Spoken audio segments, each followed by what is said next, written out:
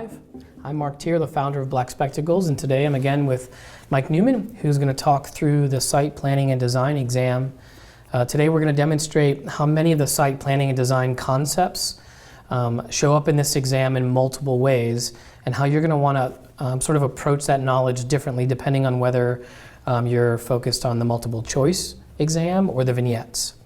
But before we get started, if you'd like to attend our next ARE live broadcast, where we're going to discuss the transition from ARE 4 to ARE 5, visit blackspectacles.com/podcast to register. During the broadcast, you'll have a chance to ask questions to the group and to Mike. Now, if you don't know Mike, he is an adjunct professor at the School of the Art Institute of Chicago. He's also the founder of Shed Studio, and he is the instructor for Black Spectacles online AIA ARE Prep curriculum, which if you haven't already checked out, our AIA ARE Prep curriculum, you can head over to blackspectacles.com to watch any of the free tutorials from the courses. And today we have a very special Black Spectacles promo code to share, so stay tuned to hear about that at the end of the broadcast. But first, I'm going to go ahead and hand it over to Mike. All right, thanks, Marc. As you just said, we're going to talk a bit about some site issues, and specifically how the same set of concepts and terminology will show up in a bunch of different places. So that could be PPP, the Programming, Planning, and Practice exam. It could be the CD&S exam. It could be the Building Design exam. There's a whole series of different places where there's a lot of crossover. And the thing to sort of think about is how each of those has their own set of agendas, and so you have to think about the information and the question kind of in the light of that. But specifically, what we're going to be talking about today is, as Marc mentioned, is the sort of difference between the multiple choice version of the way that you think about these concepts and terminology versus the vignette version of it. And so we're just going to run through a bunch of different issues and some different ways of talking about these things, and just sort of place them into that context and sort of see which way that you would work with an issue or talk about an issue given the different place that we'd be talking about it. So let's sort of jump into it.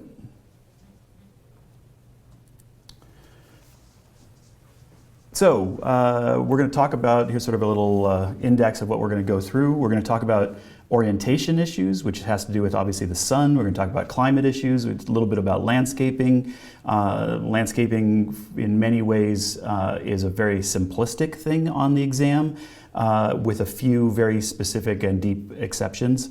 We'll talk about how the landscaping impacts various other aspects like dealing with views and breezes, things like that.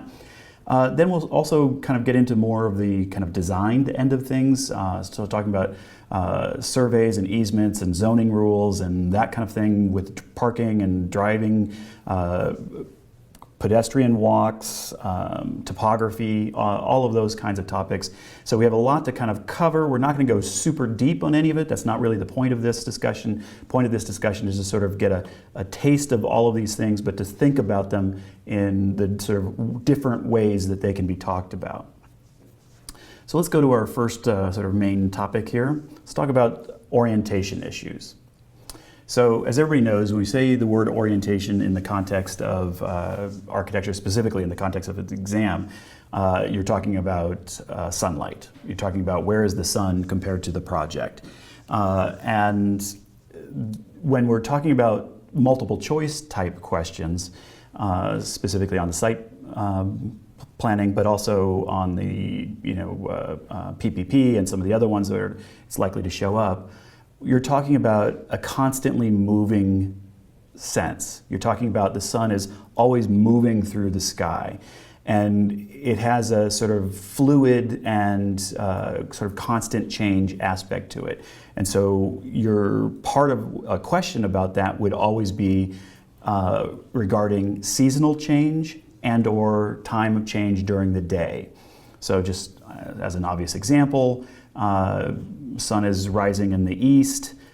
So if we're looking at a building in plan here, you got the sun rising over in the east and the sunlight is coming at us from there.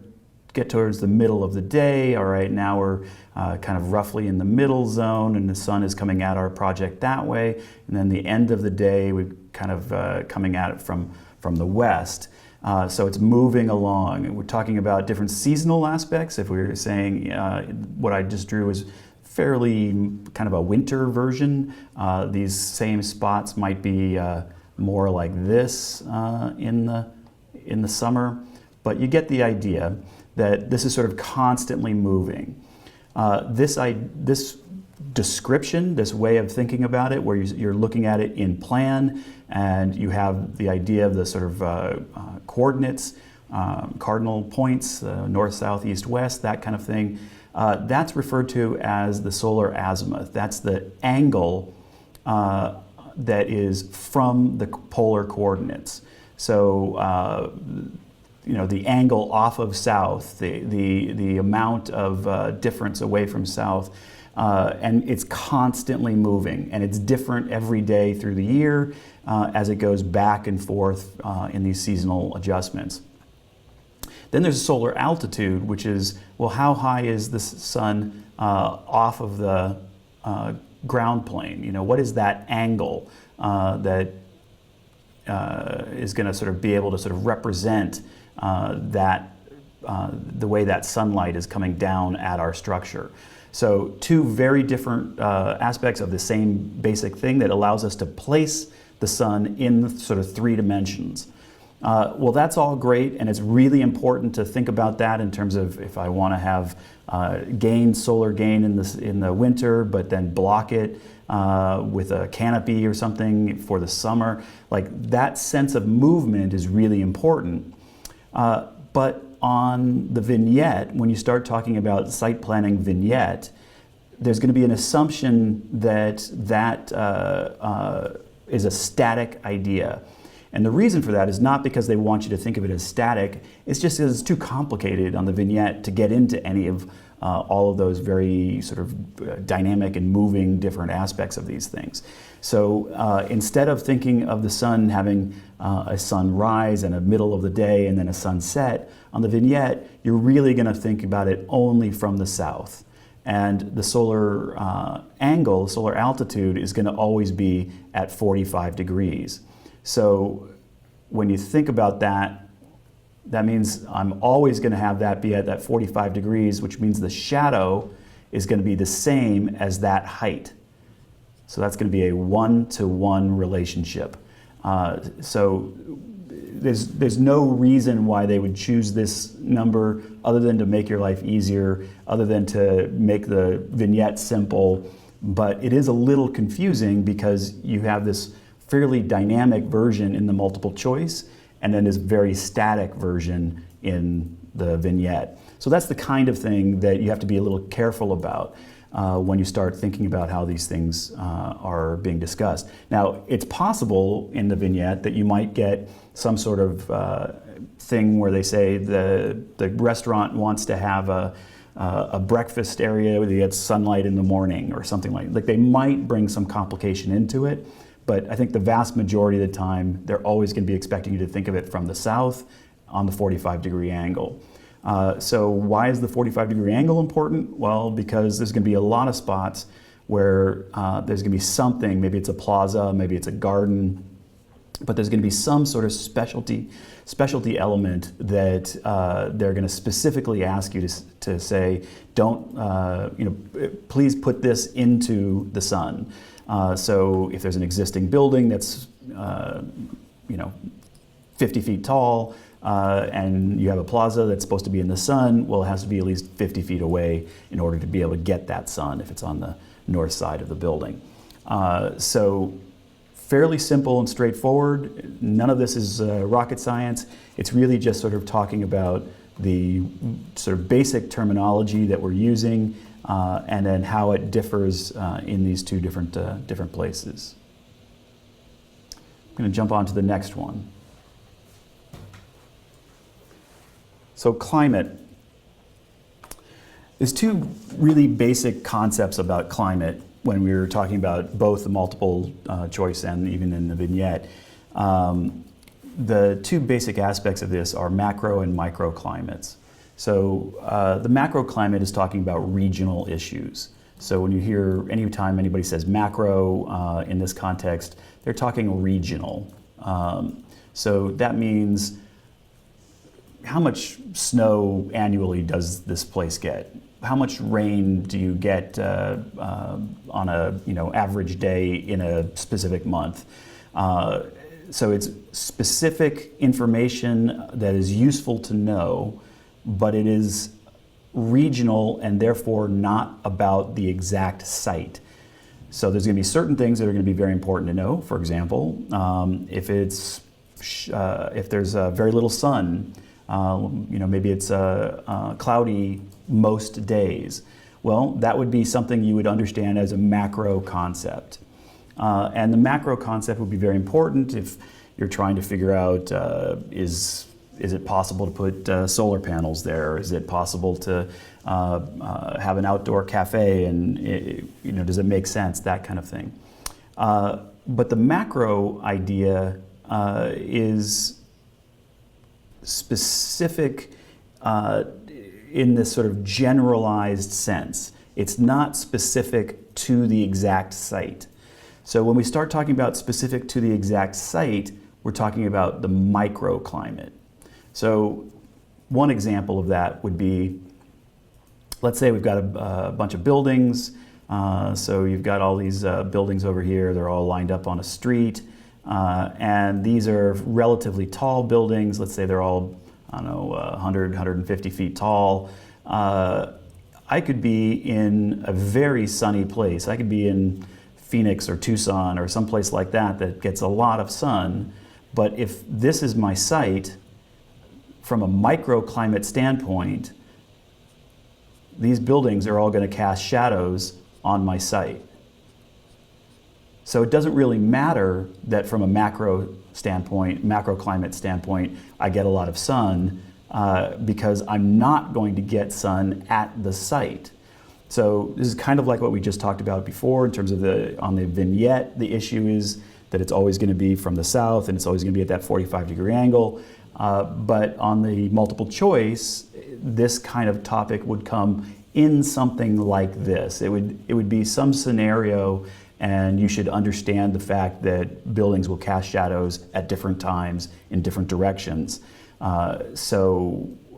Morning shadows would obviously be going towards the west. Evening shadows would obviously be going towards the east. Midday shadows would be going towards the north. But in any of those scenarios, in a situation like this, that zone right there is going to be in shade at pretty much all times of the day. So two different ways of thinking about it definitely have impact on both multiple choice and also onto vignette type of discussions. So similarly, we can have the same kind of discussion about wind.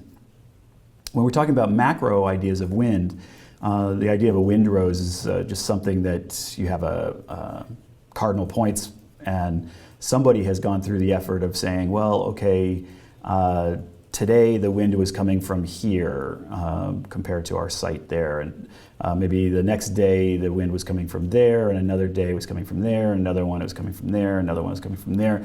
Oh, and then here one day it was over there, so the wind was coming from a different direction. And then we had another season later, we had maybe a bunch of wind coming from over here, right? And you can start to sort of line up, well, there's a lot of wind coming from these locations, and just the occasional little bit of wind coming in these other directions.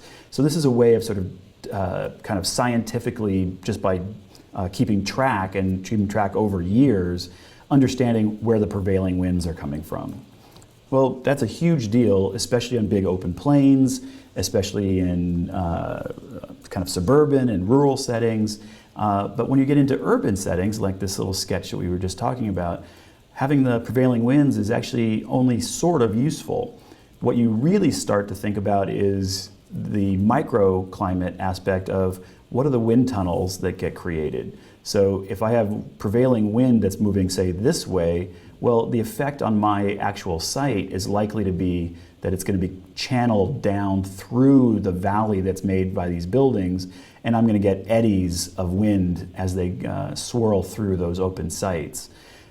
So again, sort of separation between the concept of the big idea of the macro versus what's really happening directly on the site. Another sort of term there that's sort of worth mentioning is the idea of degree days. That's just sort of a way of calculating how many hours of sun a particular site gets, how many, what the warmth you're going to be getting from the sun through that as a process. So all of these things are calculable, but then at the site, it's about kind of actual investigation and research into that particular site. Like for example, you couldn't do a wind tunnel understanding of a site without like building a model or at least testing it out as in some other way. Whereas from a macro standpoint, you just look it up in a book and it'll tell you what speeds you're likely to come across.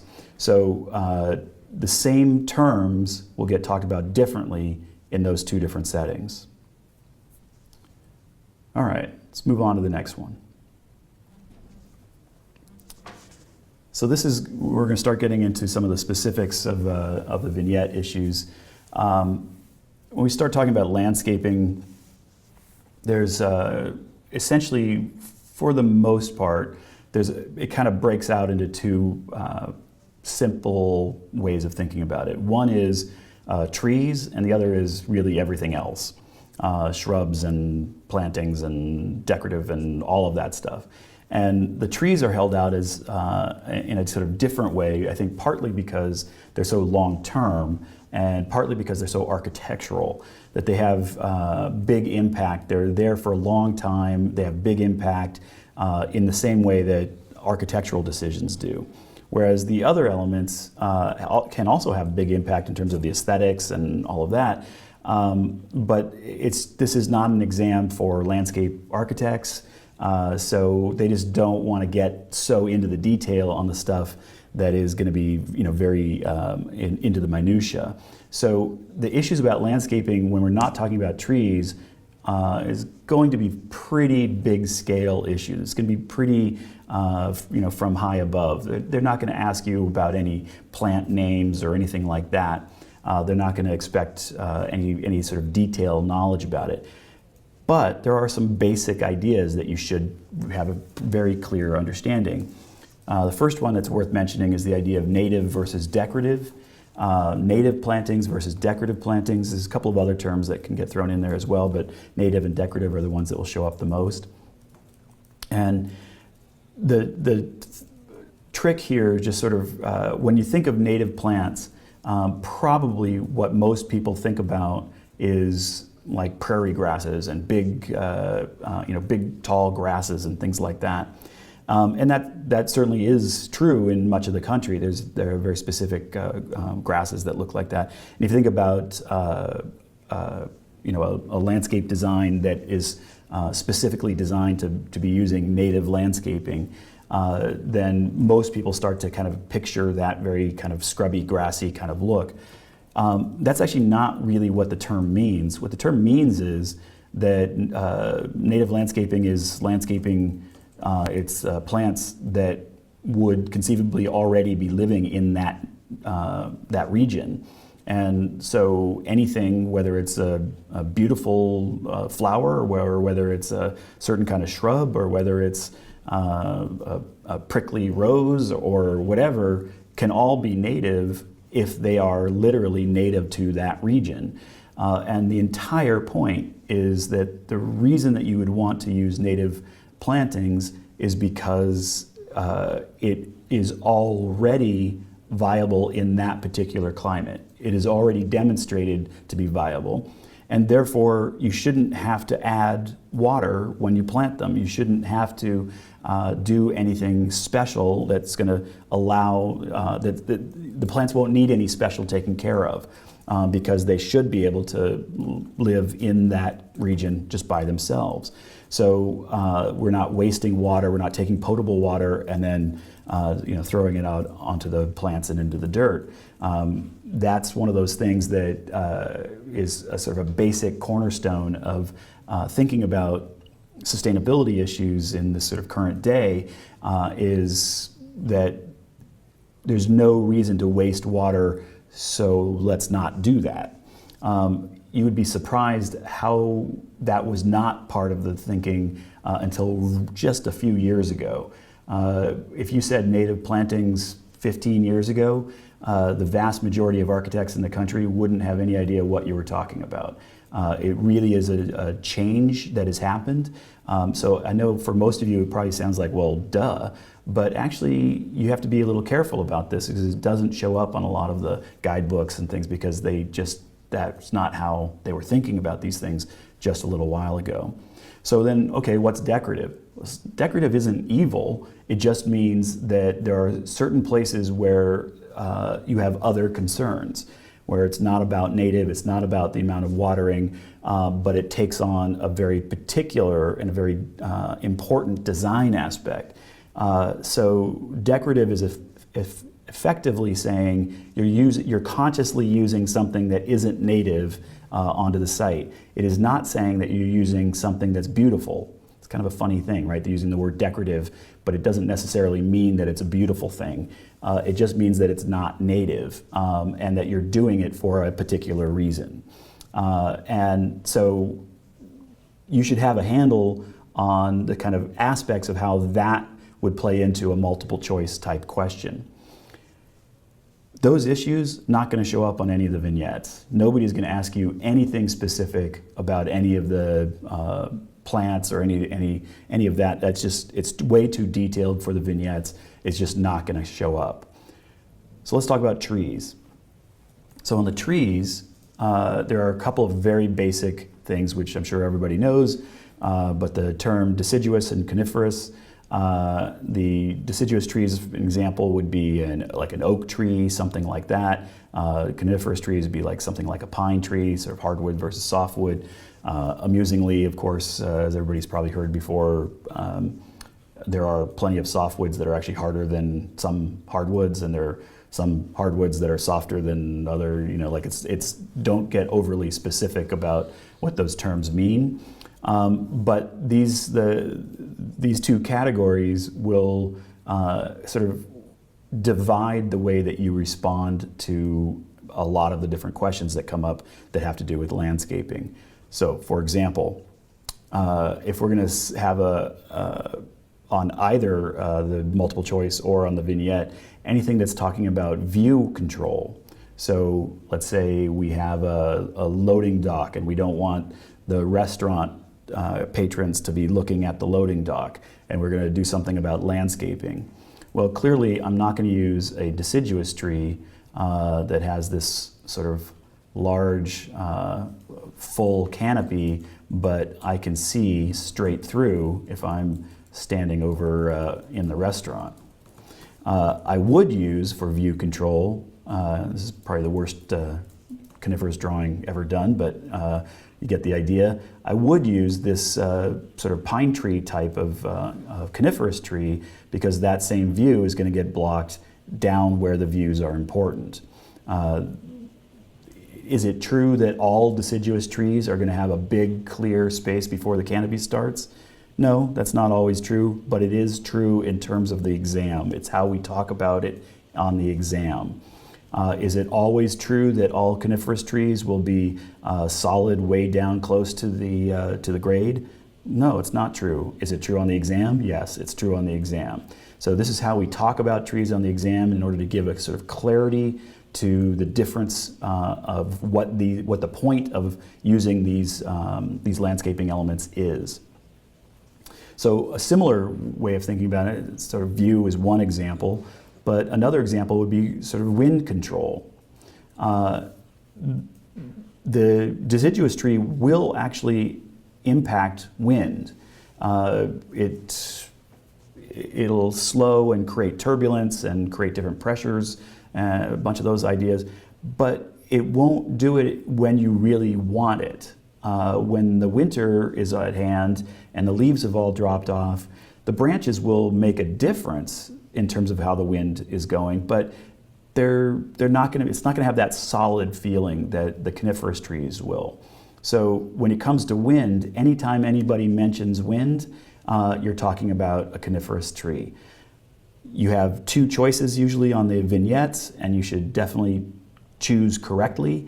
If it's about view control, if it's about wind, it's the coniferous trees. If it's about providing shade, then it's the deciduous tree. So think about shade, the coniferous tree, I have that sun angle coming from way up there. That coniferous tree isn't really giving us much shade, but this one I'm getting a big area where people can be, picnic tables could be, your building could be. There's lots of different ways that this deciduous tree can be very helpful from a shade standpoint. So talking about wind, you're talking about view control, then you're talking about coniferous trees. When you're talking about shade, you're talking about deciduous trees. The computer will see you as doing it wrong if you try using a coniferous tree for shade. So just one of those ways that it gets simplified out in this particular world.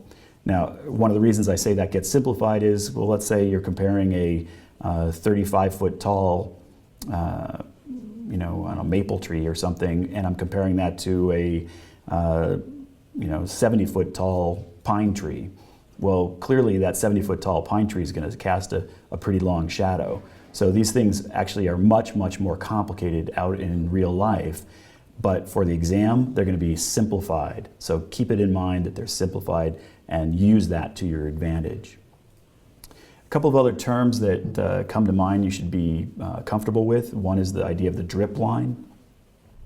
So in a drip line, the concept here is that if I have this tree and it has this big canopy and the canopy reaches out a certain distance, the assumption is that the root ball is also reaching out to effectively the same distance.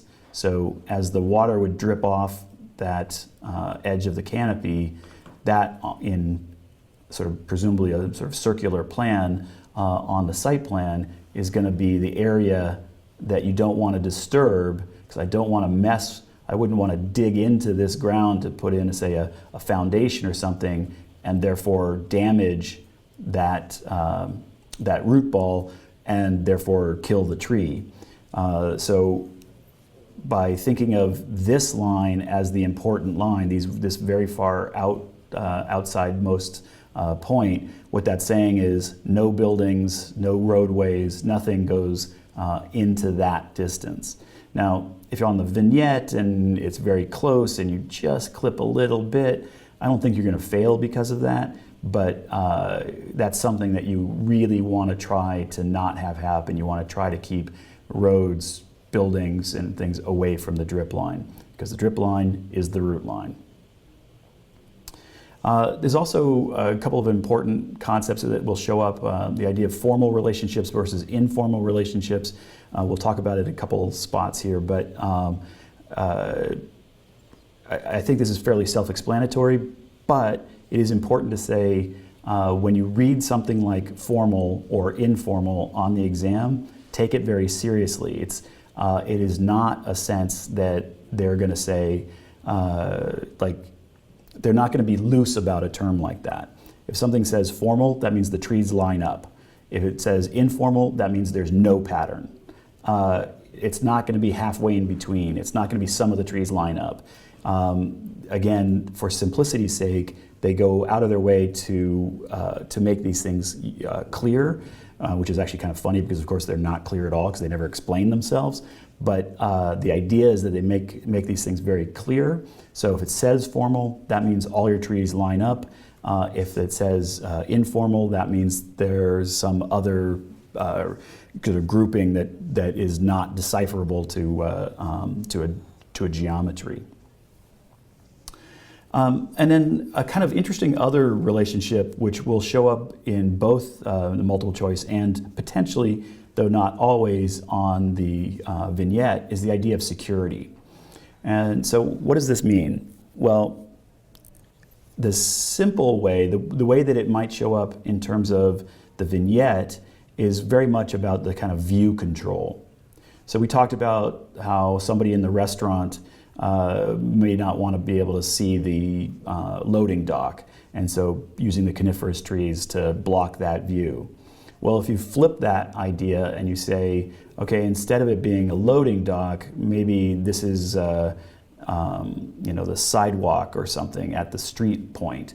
And by having a bunch of coniferous trees there, I've effectively made it so that people on the sidewalk can't see somebody walking on the site. And so I'm losing that sense of security of people being able to watch out for each other, to be able to see that there's a danger coming, or to be able to just kind of, somebody's not going to want to do something that would be damaging because they can be seen by people on the street. So when you hear security, that is typically going to mean sight lines. And therefore, it's not going to be about deciduous trees. It's likely to be, if we're talking about landscaping, it's likely to be about coniferous trees because it's about sight lines, keeping them open. When you get to other topics, security can show up in all kinds of different ways. So, for example, I forget, there's a specific term that people, I think it's called the rose bush concept or something like that, which is one of the main ways that you can deter burglaries is by having rose bushes or something else that has thorns underneath all the windows on the ground floor of your house, for example. And the concept there is, if you're a burglar and you go up and you're like, I got to battle through a bunch of thorns, or I could just go next door, they're going to go next door. Like, who wants to battle a bunch of thorns, right? So there are other ways to think about security, and there are other examples of ways that people will talk about them in the multiple choice, but nothing that sort of tricky or nuanced would show up on the vignette. It will only be this very simple version. All right. Maybe before we go on, Mike, let's see, we have a question here. Will they intentionally place trees on the vignette so that there is a limited arrangement of building, parking, roads that's possible? Yeah, on the site plan, that's a really good question. On the site planning vignette, so first of all, site planning vignette, there'll be a whole bunch of trees, and there'll be some rule somewhere that will say, they could use different numbers, but usually it's 6 trees. You can't bulldoze more than 6 trees. So always aim for fewer than that, because you may find at the last possible second you forgot something and you need to take out another tree. So you're going to be taking some trees away, but then you'll be adding other trees into other locations. So when you first look at the site plan, it will probably be almost impossible to just place the buildings and the parking and everything in the site. You would almost always have to remove at least one tree or something. So one of the things you want to practice when you're practicing the vignettes, this particular vignette, is you want to practice that, being able to look at that and see, all right, if I got rid of this one, that opens up a big, large area, that's probably where, or if I get rid of this one, but I don't want to get rid of a grouping of 3 or a grouping of 4 or something, because that's going to be too many all at once, and it's bound to be 1 or 2 more in other locations I'm going to have to get rid of, and I'm going to go over that limit. So is there only one way to do it? No. There's going to be a few ways to answer any one of these vignettes. There's going to be 2 probably easy-ish, and the ones that they expect, the 2, maybe 3. And they'll all be sort of variants off of each other. And then there'll be a couple of outliers that you can figure out how to kind of fit them in. But there's not that many ways to do any of them. The buildings are pretty big. And when you're doing it, it'll always be something like, I've got a great big site, and in that site I have let's say a creek that runs through, and that creek has a offset that doesn't allow me to build up close to it. So I'm going to have something that I have to deal with, and then there's going to be a certain road, and there's going to be some other stuff, and I have to have an entranceway, and then I'm going to put in a big building. So these things are big things. So there's not going to be that many choices. I got to put a parking lot in, and then I got to get a driveway to the road with the parking lot. So there won't be that many choices, but generally as you go through it, you'll find that, all right, there's a bunch of trees over here, there's a bunch of stuff up in here, and then there's like a tree there. You're like, all right, clearly I'm getting rid of that tree, so I have plenty of space to make this thing work. So you're always looking for what's the fast way that I can open up a bunch of space, but with only losing a couple of the trees in that process. And then as you start doing the driveways and things like that, you'll probably lose another tree or two, and you're trying to keep it to maybe 3, maybe 4 trees. And then there's some rule about, well, we're trying to block the wind from, say, here. So once we've gone through, well, now we're going to add a bunch of coniferous trees all right there. And if I'm really doing it, I'm going to do them staggered if it says it's really important. And that way the wind really can't get through. It would go right on by because we've just made this wind block. So this is, like I said, it's not rocket science. Don't overthink it. Just find a way to say, all right, how do I open up space, get rid of a couple trees? How do I use the trees to do whatever the 3 or 4 things they're going to ask me to do? It won't be super complicated, but if it says to do something, you got to do it. If it says to block the wind, don't put 1 tree. If it says to provide shade, put at least a couple of trees.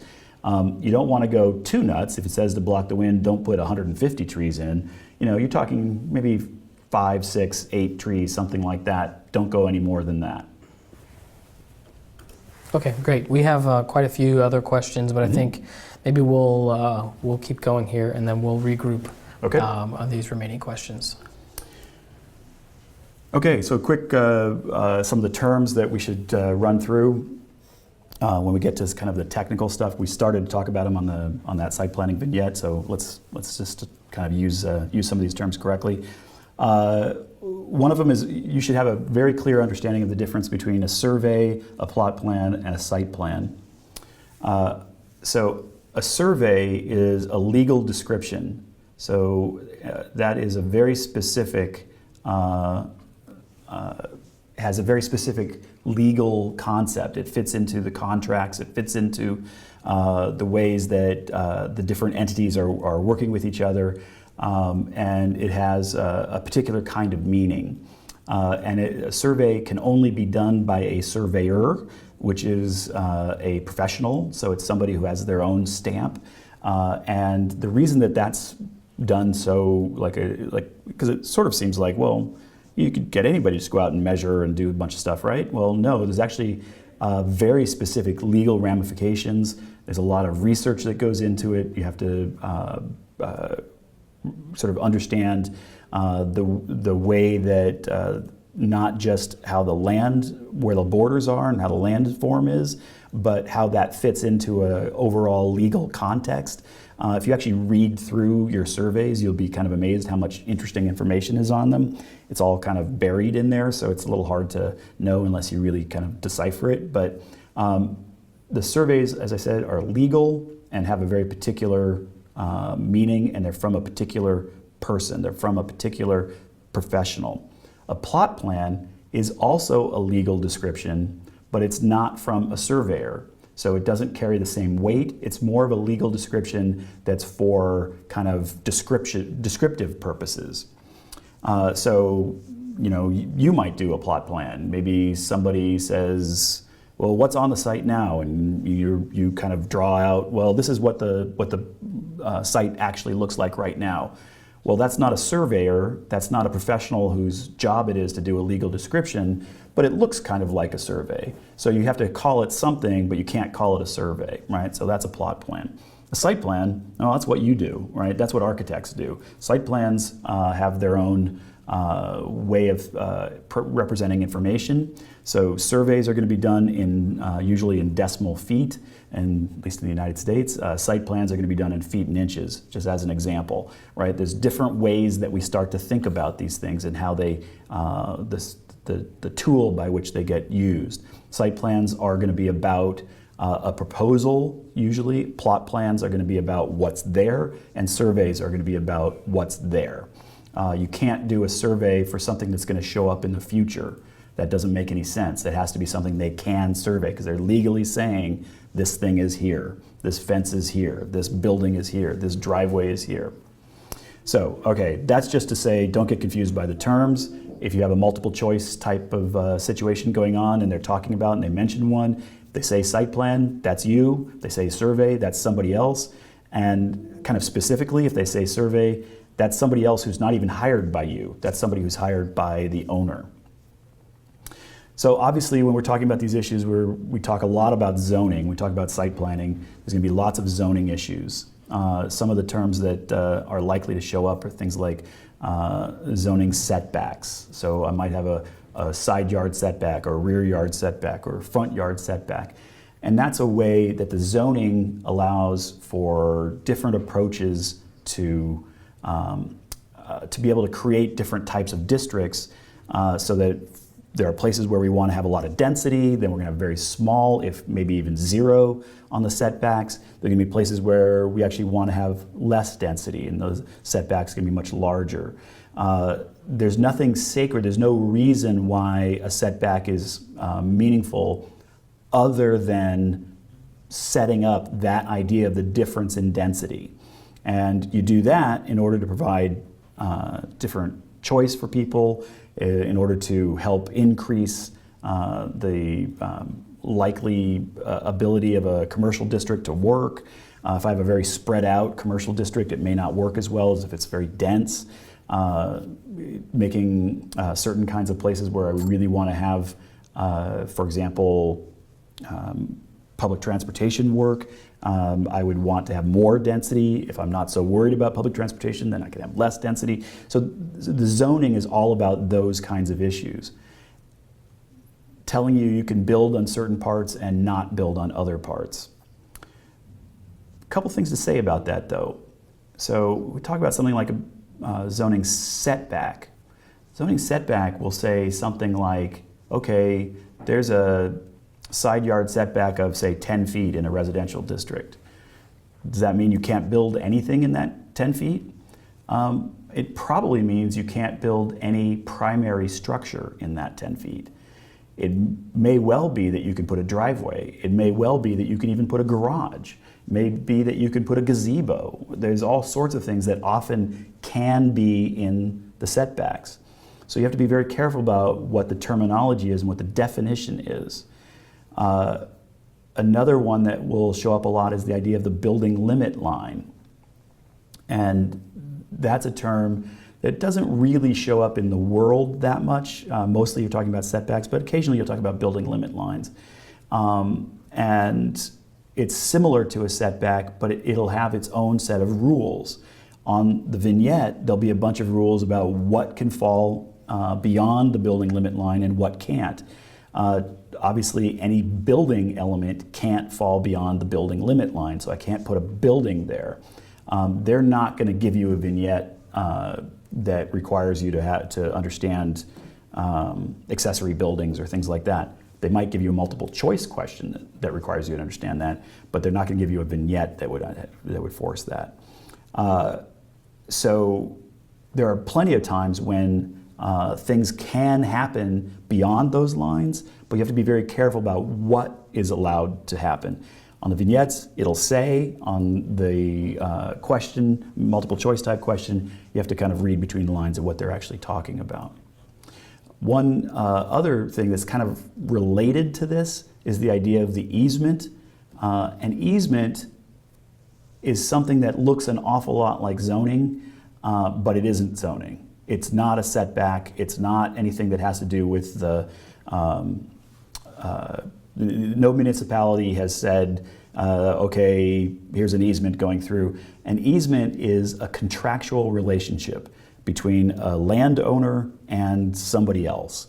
It might be two neighbors who have a contractual relationship that says, I don't have a place for a driveway, you have extra space, so I'm going to make a deal, I'll pay you, you still owe the land, but there's this ability to use that space. It has contractual meaning, but it is not part of the zoning department. So you're likely to get both of these things on both the multiple choice and on the vignette, and you have to make sure you follow the individual requirements, the restrictions that go with each of those. Okay, let's move on to the next one. Okay, we're going to talk parking for a moment. Couple terms that are useful to know.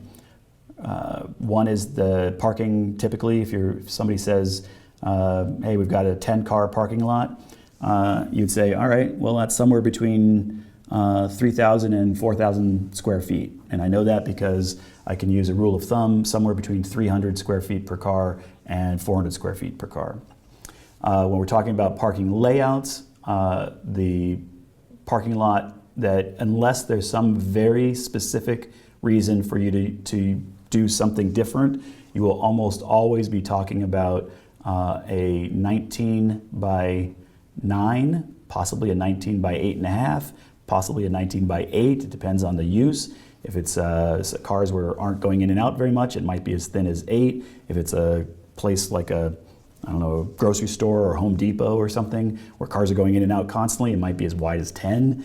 But it's going to be a parking space, let's just call it 9 feet wide by, say, 19 feet long. It's supposed to be 9. And then I've got a drive aisle that's, let's say, 24 feet wide. And then I've got a parking space again that's 19 feet and the 9 feet wide. So if I add those up, that's going to be 19 plus 24 plus 19. It's going to be 62 feet right there. So my parking lot is always going to be essentially somewhere between 60 and 64 feet wide. And then the length of it is going to be however many cars I have divided by 2 times 9, or whichever of those numbers I was talking about. So in a flash, you get a little question, you got something, you can figure out how big this thing is right away. And there's no reason not to put it into actual dimensions as fast as you can. On the vignette, you're going to want to go in sketch mode and draw it out. In other situations, you want to be able to picture it. But that kind of ability to do that very quickly is very important. This is always going to assume that this is a two-way traffic. If it's a single-way traffic, you can actually start getting into angled parking. But I'll tell you, man, angled parking gets very complicated very fast. And I kind of, other than as a multiple choice question, I kind of doubt that they would ever get into that in any other way on the exam, on the vignette especially. So we have a little parking lot and a building with a building entrance sort of sketched out here. Take a look at that. What do you think? What do you like? What do you not like? Well, I'll tell you a couple of things about this. First of all, if this was something that I was designing, first of all, I would want to make sure that I had a backup space so that a car, say, in this location, when it was backing up in order to be able to pull out, could do so without bumping into the curb or having any problem. But even more than that, what I really don't like, and from the vignette standpoint, you absolutely would want to try to make happen, is I don't like the fact that it's a dead end. So I don't like the fact that I drive in and then I have to drive back out the same aisle. So you're always going to be trying to find a way to make it be a through process. If it's a small one like this, instead of doing what I just sketched there, maybe I do something along the lines where I have it go out to a different street, so I have this through ability. And that allows people to not get stuck, and so they don't try to do something tricky. Part of the whole thing with parking is you're always trying to make it sort of obvious and simple. The reason that we always use the same basic drive aisles is you don't want to give a bunch of extra space for people to start parking in the middle. You want to keep it exactly what everybody expects and make it simple and straightforward. Well, same thing that goes with the through. If I can make it as simple as possible, it's going to be much more likely for it to work and for people to not have accidents. Okay, what's another big problem for the way this thing is drawn? Well, I'll tell you, one failing thing for both as a multiple choice, but specifically on the vignette, is the fact that the distance from this driveway to this street is way too close. You can imagine you're driving in a car down the street. As you go along, maybe there's a little confusion, maybe it's dusk, it's not easy to see, and you accidentally turn into the driveway instead of turning on the street. Oh gosh, what am I going to do? Well, I then back up out into the street in order to go to the correct one. Well, that's incredibly dangerous. The confusion between a driveway and a street is something that they are very hot about on this exam, and it's absolutely something that would show up, it'll show up somewhere written out in some way, and it's because of that basic issue. It's also cars coming around the corner wouldn't have time to turn quickly, and so they would stop and back up and then go. So there's lots of reasons why having that close element there is problematic. So here's one of those moments you start thinking about this and you're like, well, wait a minute, I've seen parking lots and corners like this before. He's saying that that's no good. What's going on there? Well, people got to do what they got to do. They only own the land they own. So there'll be all kinds of places where you actually do something like this. A gas station, for example, often has driveways right close to the corners of things. And that's, they have to do it because that's the only space they can do it. You will always be in a situation where you have more choices. So watch out for that. Another thing here is, what about the handicap spaces? I have them way down here at the end, but the door is way over here. So that seems sort of problematic. But maybe not. What if I have a curb around this whole edge?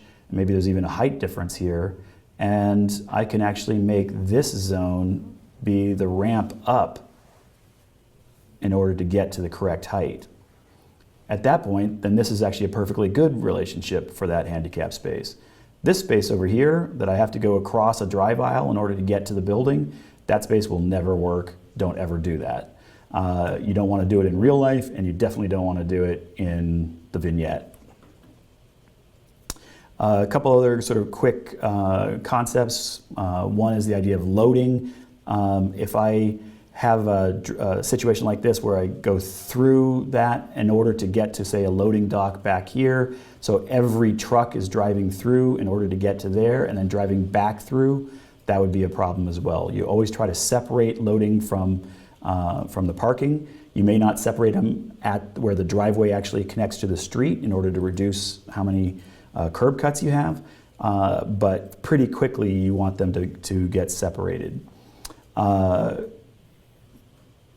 In the old days, you used to have to think quite a bit about turning radiuses for trucks. These days, they don't really care about it. It's just too complicated for the vignette to get into it. So it's kind of interesting to think about it. Might possibly show up on the multiple choice, but absolutely will not be part of the parking or site planning vignette. One quick thing to say, anytime I have a driveway coming up to a street, I also have to make sure that I'm leaving open areas, what's called the sight triangle, so that people have a chance to see the oncoming traffic before they pull into it. Faster streets, I need a bigger sight triangle. Slower streets, I can go with a smaller sight triangle. Okay, let's jump in. Let's do some quick topography. So there's, as probably most of you know, there's a whole vignette on topography, and that vignette has essentially two things it's going to ask you to do. It's possible they might ask you to do 3 things, but usually it's just 2. And the 2 that typically it will say is it'll say something like, all right, here we have a topographic plan, and we want you to make a flat area to be able to put a structure on. Well, first thing to say is there is no such thing as flat when you're talking about outside. Unless it's a concrete slab. Everything else is sloping to some degree. So when they say flat or flattish or a pad, what they're referring to is something that's very low slope that's going to make it easy to then build on. So first thing I would want to know is where is high and where is low. So I would have to look at the numbers. When you look at something like this, you actually don't know which way is up and which way is down until you start seeing the numbers. So let's assume that, that up to the top is up for now. Let's say that's 95, and this is 94 and 93, etc. So first thing you notice is that what I've done here is immediately is I've called it out as a 1 foot interval. 1 foot is very typical, especially on this, on the various vignettes. But it's possible that it could be a 2 foot interval. If you're talking about maps and other sort of complicated things, it could be a 5 foot or 10 foot or 20 foot interval. If you're talking about something very, very small, it could be a 1 millimeter interval. The concept still works no matter what you're doing. But so the interval, that's definitely part of what's going on. You want to make sure you understand what the interval is and that it's continuous in which direction everything is going. Clearly, when I have the contour lines closer together, that's a steeper slope. When I have them farther apart from each other, that's a less steep slope. One of the ways that they're going to talk about slope is by using a term, a percentage term. So if something says that there's a 20% slope maximum, then if it said, say, 20% slope maximum, then you have to think about that as 20 feet vertical compared to 100 feet horizontal. So 20 feet vertical compared to 100 feet horizontal. Obviously, it's the same as 2 to 10 or 1 to 5, right? But by using the percentage, it's a way of talking about slope. My least favorite way of talking about slope, but that's another story. So the two things that they're going to ask you to do is going to place a pad, which again is not a concrete pad. When they use the term pad in this context, it's going to be just a sort of flattish area that somebody could build on in the future. So where would I do it? Well, I could do it where it's very steep, but that seems silly. I'm probably going to try to choose an area that's already relatively flat. And then the second thing I'm going to want to do is I'm going to want to stop the water from just draining down, sheet draining down this hill into my structure, whatever that structure is. So I'm going to have to deal with that in some way, and I'm almost always going to do that with a swale. Swale is essentially a ditch, a berm is essentially a mound. So in order to sort of do this simply, I'm actually going to break them apart. So I'm going to do the first one, I'm going to say, let's make the flat area. So, all right, well, one possibility is that I do something like I take this contour and maybe I cut it back. So I have a bunch of soil here that I've just removed by doing that. And, you know, maybe I take that soil and I add it out over there. So I've taken the cut and I've put it in and used it as my fill. Cut and fill, balancing that, something that absolutely will show up on the multiple choice, absolutely will not show up in terms of an idea on the vignette. You're still going to do cutting and filling, but nobody cares about whether any of it balances, so just make it easy on yourself. So what I've effectively done is I made this great big area here that is now reasonably flat. It's still sloping, it's still a 1 foot slope all the way across, but it's now a much bigger dimension, so it's comparatively flat. So that's sort of a nice, simple, big zone. So I can imagine that I could put a structure there relatively easily. And all I had to do was make this contour line push back and push out this second one here. Okay, I'm going to jump to the next screen and just do the same thing again, but start talking about the swales so we can see how that might work as well. All right, so there's our little structure. I'm going to come back and remove those two things. But let's talk about how we might put a swale in. So what I want to stop is that water from just sheet draining right down the process here, down that hill. So I'm going to do something like put a ditch that does something like that. Now, I'm drawing it very swoopy. And the reason I'm drawing it very swoopy is because that's generally how you do it out in the world.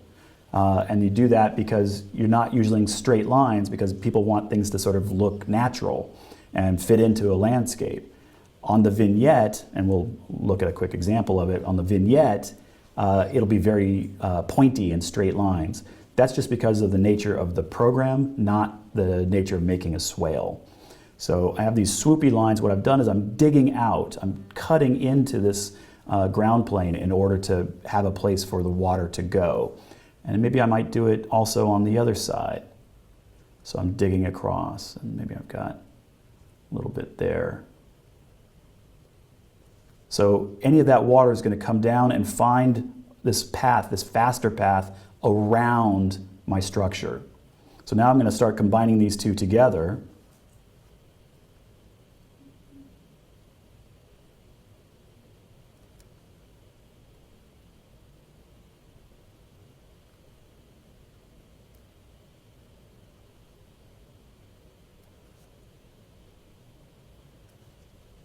And then I can just kind of let it stop down here. So any of this water is going to try to come sheet drain down here. It's going to get picked up in the swale and go right around my structure. And I've gotten rid of these two portions right here, and I've gotten rid of these a little bit. So I'm cutting in, and then cutting way in back here, and then adding out a bit along there. That's all it's really going to expect you to be able to do. The other possibilities, you might have to mess with something for, say, a walkway or something like that. And we start doing a walkway, you just want to make sure that you don't have a situation where the contour lines are going straight across that walkway, because if they do, that water is going to drain straight down and it's going to become a runway for the water exactly where you don't want that to happen. So what you would need to do is make sure that the water has some ability to get off. So maybe it does something like that, right? Where it'll drain away from, it's got a cross drain, or maybe it's crowned in such a way like a road does, so that it's gonna push the water out to either side. So that's possibly, they might get you into something like that, but these other two, the swale and the making the pad, that's absolutely something that's gonna be done. Okay, I think that hopefully makes some sense. Let's take one last look. This is the example from the vignette. And you can see what I mean by these pointy lines. And these are pointy. This is where somebody has made a swale. And the reason it looks so pointy is because it has these little buttons on it. And that button probably was right about there, and it got dragged to there. And therefore, that swale is now doing that. Right? And this swale is doing that. Right? Pretty simple idea, but confuses people all the time. You want to just practice it a little bit and get used to it, but once you do it a few times, it's pretty straightforward. We have lots of other information on black spectacles and some of the other webinars, so you can find more information about it, but it's definitely something you want to practice a bit. Once you've done it a few times, it's old hat, but the first couple times you do it, it feels a little alien. You got to make sure you're not accidentally making mounds instead of cutting in, that kind of thing. Okay, want to get back to a couple of those questions? Yeah, so we have quite a few here. Maybe we'll start with Namrata, who asked if you could discuss the ADA codes pertaining to site planning and how you should sort of tackle studying for that.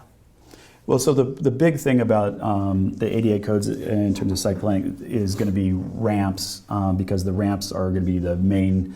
When you get into the building itself, you get into all sorts of things about audio and visual alarms, and you get into wayfinding issues and a whole bunch of other stuff that are all ADA related. But in terms of the site, it's almost always about ramps. Key thing to remember about a ramp is, everybody knows the 1 to 12, that 1 inch vertical is 12 inches horizontal, so every inch is 1 foot horizontal. Couple things to remember about that is I can't go more than 30 inches vertical without having a place to rest. So that is something that might show up. It seems very, very, very unlikely it would show up on the vignette, but it could easily show up in a multiple choice type question. The other thing to make sure you have a good handle on is just, beforehand, use the percentage way of thinking about slope. Get used to that as a way of thinking about it, because on site planning, they'll talk about slope as percent, whereas other places will talk about it as a ratio. So you want to make sure that you're in that realm. If I am lower slope than 1 to 20, That's very, very meaningful because that means it's just slope. It no longer becomes an accessible slope. So I don't have to have railings and curbs and all of that. If I have a slope that is steeper than 1 to 12, well, that's fine. You can totally have a ramp that's steeper than 1 to 12. You just can't have it be an accessible ramp. So you just have to be careful about the terminology and how it gets used. Loading docks, for example, have slopes steeper than that all the time. So the key thing is just having a really good understanding of those issues, and then kind of thinking about how the relationship between handicap parking and a building entrance. So clearly it does not make sense to have a building entrance that's totally accessible if I have to go over a curb to get to my car. So the accessible path has to be all the way from the handicap parking space up to the door. Equally, this is a little harder to say specifically because it gets a little complicated in terms of the use of the building and who's required to meet certain ADA rules, but in general, you always try to have people in wheelchairs or in other kinds of mobility issues also using the same front door. You don't want to give secondary entrances. You don't want to make second-class citizens. It's the usual way of thinking about it is that the handicapped parking space is the closest to the door. But the closest to the door could mean that it's actually the closest accessible route to the door, which can actually get a lot more complicated and farther away. So those are the kind of the main issues. I would just make sure you have a handle on those numbers, the idea of how the ramps work in relationship to front doors and in relationship to handicap parking spaces. You're drawing in curbs in order to control water often in parking, but you want to be very careful about how those curbs relate to somebody getting in and out of their car or an accessible van, something like that. And there's some way for them to get from that parking area into the main play. So that's going to be the main thing that's going to show up for ADA issues. Okay, a couple more going back to the vignette here. Let's see here. Dave is asking, on the site grading vignette, should you avoid moving the contour lines that are within the drip line of a grouping of trees if they say do not disturb? I think that's an easy one, right? Yeah, that's you that's absolutely do not. So one little trick, I'll just jump back for a quick sec here. One little trick, which we get into a lot more detail in other locations, is you can actually add buttons on these contours when you hit. Okay, I'm gonna move something, and you want to add them in locations that are right outside of grouping of trees, for example, so that when you do move one of these things, it doesn't change the contour where the tree is. If you just moved it a little bit, you're not going to probably kill the tree. I mean, people, add a little soil or cut away a little soil all the time, but you might. And clearly they don't, they want you to understand that you don't want to kill the trees. On the vignette, on the site grading vignette, you don't want to kill any trees. On the site planning vignette, as I said, you have a few trees, 5, 6, they'll give you a number, I think it's usually 6, that you're allowed to take away in order to fit the buildings in. But on this one, absolutely not. Don't kill any of the trees, don't let any of the contour lines change at the trees, or, for example, in these what are referred to as site features, these big rock zones, you can't change anything over there. So again, you just add those buttons in so that when you did move something, it didn't change those parts. Along the similar lines, Betsy asks, can the plaza that's in the vignette cross a drip line? Is there a threshold of tolerance if something overlaps? I think that's probably a good question there. It's a good question. To be perfectly blunt about it, there really is no way to know for sure. I would just try not to do it, but if you found yourself just slightly clipping the drip line and you think everything else is doing fine, I wouldn't worry about it. So I know that's kind of vague, and I'm sorry, but there's just no way to really know. In general, I would try to keep everything out of the drip lines. Kind of similar, this is like, clearly a driveway can cross through to get from the street to the past the building limit line, right? So you can put a driveway in that space, but it doesn't mean you can put a driveway going parallel with it in that space. Like, if you can cross it, but you can't You can't do other things. So again, even though you could do it, I would try very hard not to do it and keep it as simple and straightforward as you can, because you just don't know exactly how they're going to look at it from the computer that's grading you on it. Okay, and we're about 10 minutes over, so I'm going to take one more here. Thank you, everybody, for asking all these questions. It's really awesome. George is asking, will photometrics be part of the vignette for parking lots or buildings? Not on the vignette. Under 5.0 maybe, but certainly not in 4.0 in the regular vignettes that we have now. There'll be the sort of calculations, the kind of level of detail that you have to go to is really pretty kind of rough justice. You're really talking about how many feet away is the building, how is the parking lot believable in terms of its size? And trust me, that's plenty. The site planning is actually pretty tough. It's not that it's complicated. It's not that it's hard to do. It's just, it's weirdly worded. There's a lot of odd elements. You have, trees and plazas, and you're trying to figure out, like, well, what I have is it a restaurant or is it a court? Is it a shopping mall? Like, you're trying to sort of get a handle on all the different parts. So it's pretty complicated just as a base idea.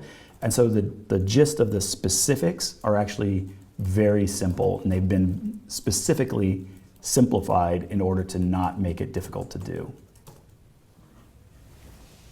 All right, good deal. Well, thank you, Mike, and thanks to all of you who've tuned in and who have submitted your questions today. Great questions, everybody. Thanks. Yeah. So if you'd like to attend our next ARE live broadcast, where we'll be discussing the transition from ARE 4 to ARE 5, visit blackspectacles.com, where you can register on blackspectacles.com/podcast, where you can register to attend. I think that's going to be a really interesting one, so I'm looking forward to that. Yeah. We're actually going to DC in about 2 weeks to get the full download from NCARB, so we're going to be, our heads are going to be full of more information than we ever wanted to have in our brains about this. But in any case, during that webinar, just like today, you'll have a chance to ask questions and share your answers with Mike, for live feedback during the broadcast. To learn more about our AIA ARE prep curriculum, I assume you know about it. It's over 50 hours of instruction that's available on the web, taught by Mike Newman here. You can find that on blackspectacles.com. And for those of you who are ready to start preparing for the ARE, and if you're already an AIA member, you can use coupon code 216SPDYT15 to get a 15% discount for the entire duration of your AIA ARE prep membership. And then finally, please leave a comment below the video to let us know what you think, share any suggestions you may have.